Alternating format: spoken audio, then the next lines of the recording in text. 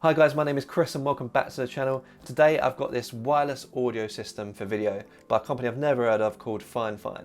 Complete transparency, I got this product for free, but all opinions in this video will be my own. I'm going to give my honest review on what I think of this product. The amazing thing about this wireless audio system is it's only $30 or 36 quid in the UK. Now that is incredible when you consider I've been using the Rode Wireless Go for weddings, for corporate, for YouTube, for ages now. That's about 140 quid, and then you have to add a lav mic on top of that. Whereas this is $30 and you get the lav mic included with it.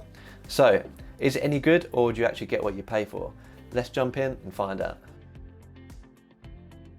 So in the box you get your transmitter, your receiver, your lapel mic, which looks really good but has this strange connector which I'll go into later, a headset, and two wires. One to connect the system to your phone and one to connect it to a camera. Setting up is easy, but you'll need a few AA batteries and a few AAA batteries.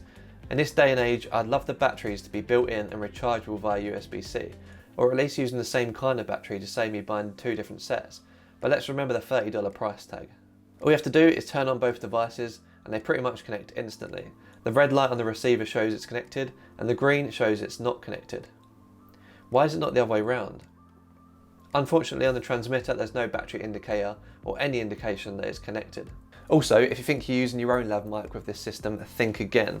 This system has its own proprietary connector which looks a little bit like a mini XLR, but is actually not. And I know that because I bought a mini XLR to 3.5mm cable to test it with my other lav mics and it did not work. So if you buy this system, you are stuck with the lav mic that they give you.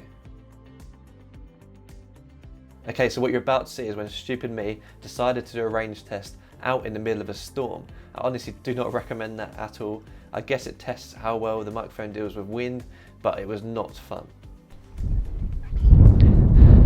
So again, I've got the FiFine microphone connected to the Sony A7 III. It's on the lowest sensitivity it can possibly go. It's f***ing windy out here. Okay, that probably wasn't the best of tests, so I decided to do it again in a little bit of a calmer environment. Okay, so we're back and it's a week after the clip you just saw. The storm has finally passed, the sun is out, and I just wanted to do another test of the FiFine microphone, the range of it, see how far we can go with it. This time you should be able to hear me clearly. The wind noise was just incredible last time. It was so windy, it started raining, it was just nasty. As you see, it's a nice clear day today. There's only a very, very slight breeze. So I'm going to walk as far as I can in that direction and you'll be able to hear when it starts cutting out. Okay, so I've got the receiver attached to the Sony A7 III and I've got the transmitter attached to my jean pocket with the clip-on microphone on my coat. I've only ever used a couple of microphones before that are wireless, and that is the Sennheiser XS and the Rode Wireless Go. I'm kind of expecting this to go a little bit further than both of those just because it's on radio frequencies rather than Wi-Fi. I'm just going to turn around now, walk backwards for a little bit just to give the receiver a direct line of sight with the transmitter.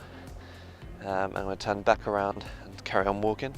I'm not really expecting it to go much further than this. I've done a test just a minute ago and it started cutting out at this point. I'd really like to see when it starts cutting out fully, where you can't hear me at all. I'm expecting it to happen around.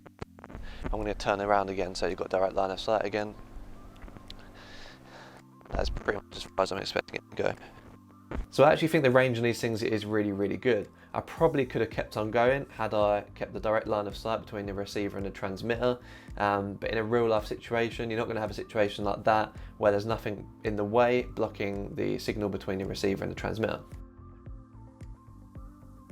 Now this is the audio quality straight out of the microphone included with the FiFine wireless audio system.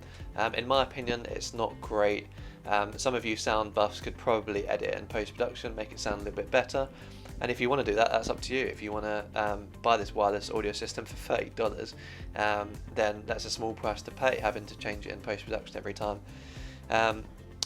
But personally, I'm no sound sort of expert, but I don't think this lav mic sounds as good as some of the expensive sort of alternatives. And now we're back again to the Tascam DR10L with the included lav mic. Obviously it's a lot more expensive, but I do think it sounds a lot better. It's worth noting that this kit isn't necessarily just for videographers. The receiver can be plugged straight into a speaker, and this kit can be used to give demonstrations. And that's what I think this headset is for.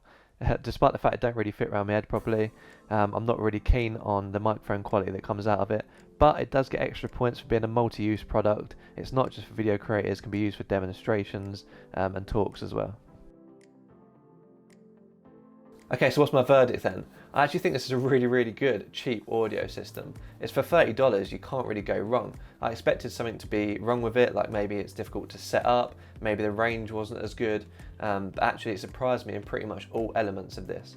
But for now, I can't recommend this wireless audio system, and that is just because of the weird connector it makes you use, which means you can only use the included microphone.